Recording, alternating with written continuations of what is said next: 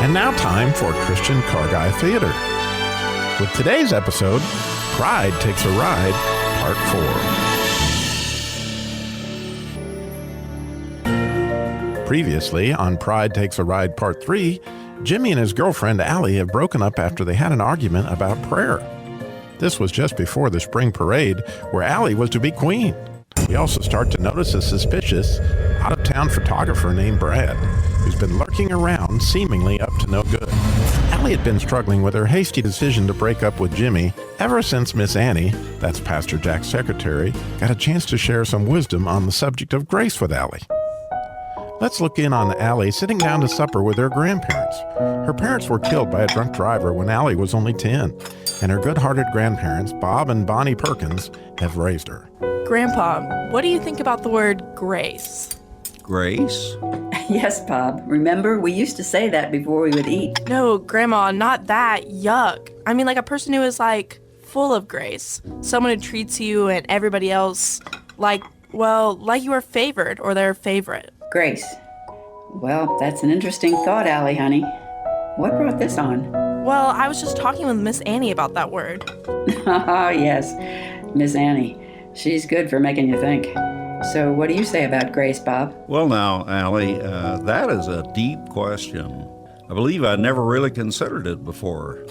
Let's see. I do remember someone who had that quality. Actually, it was your great-grandfather Perkins. Oh, you're so right, Bob. He was one of the dearest men I've ever met. Yes, he was. Do you remember, Bonnie, how he used to take us up to Beaver Creek? And we'd go inner tubing every year, even if the water was freezing cold. But Grandpa Perkins made it warm with laughter. He sure did.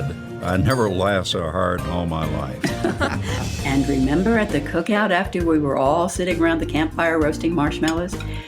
You better have your tail ready or Grandpa Perkins would pull it out of you. Your tail? Oh, yes. Grandpa assigned a family member's name on the 1st of June every year. Then at the 4th of July cookout, you told your tale of something that person did that you admired. And naturally, if Grandpa Perkins knew about any conflict between you and someone in the family, you could pretty much count on that person's name coming your way on the 1st of June.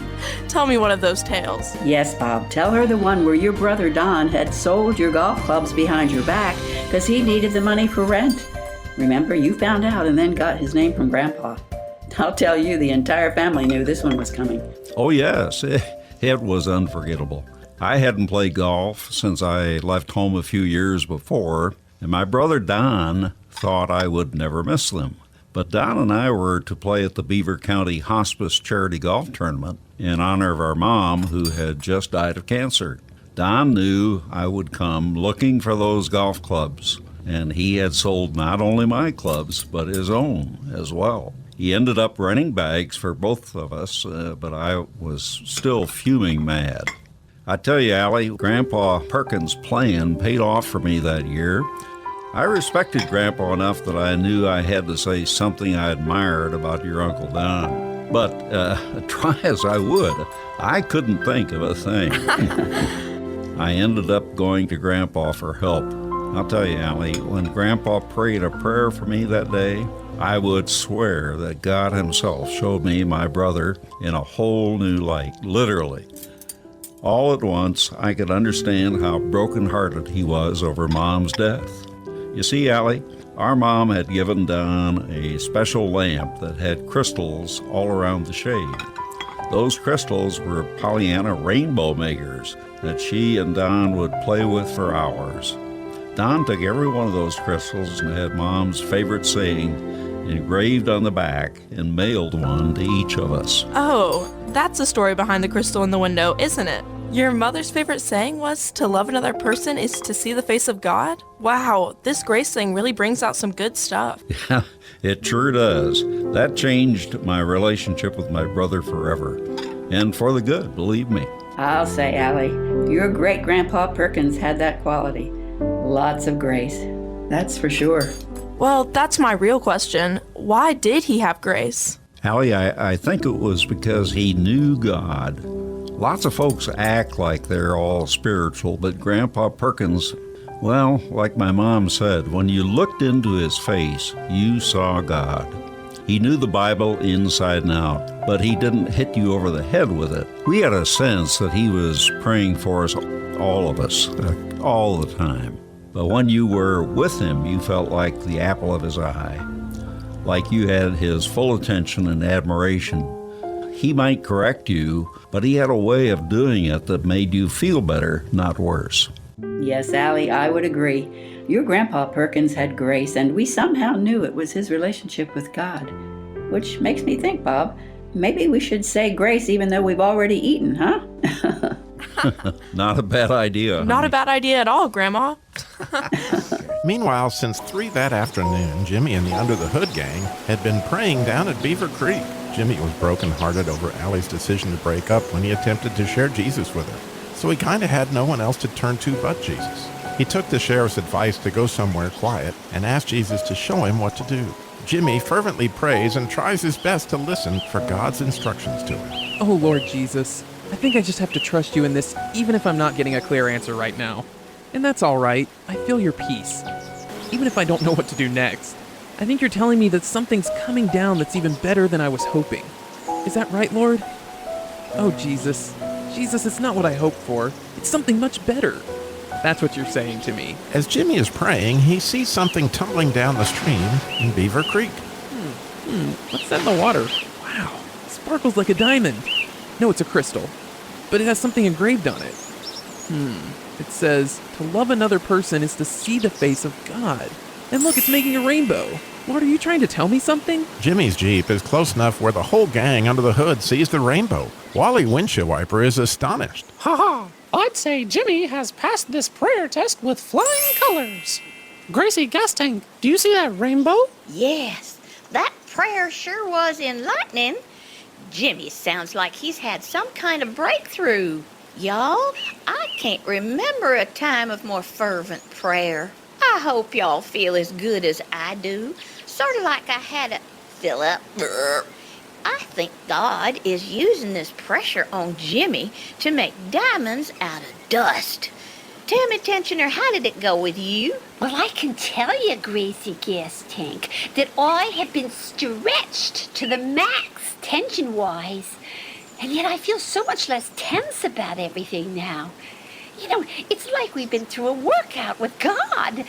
And he only stretches us so we can start to understand his ways. Just like the rainbow. The light comes through all this stretching. You know, the more I prayed for breakthrough with Allie, the more God changed my heart. I mean, like there's no more tension at all between Allie and me. Now it's just love. Mosey Motor Oil. You and Jimmy are thick. What did those prayers do for you? Ooh, anointed to the max. Really. Like God is in this.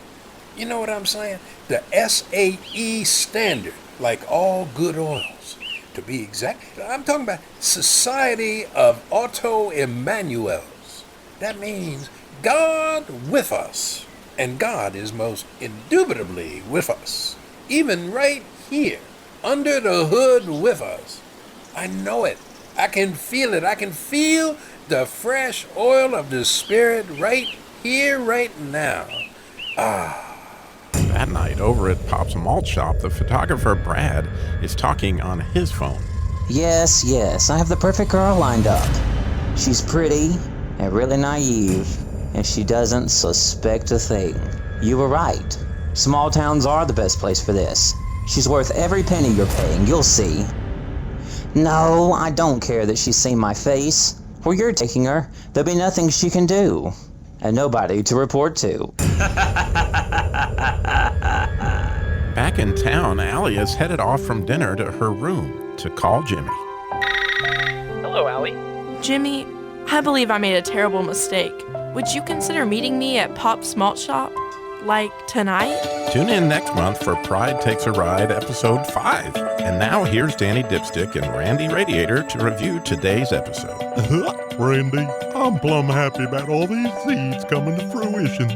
I mean, this is very, very fruitful stuff. You're so right about that, Daddy. The sheriff and Jimmy's prayers and the seeds planted by Miss Annie, even the seeds of old great-grandpa Perkins. And let's not forget the impact of Bob and Bonnie Perkins' prayers. Also, Daddy, did you see how Grace just spread like a wildfire once Miss Annie demonstrated it firsthand to a prideful Allie?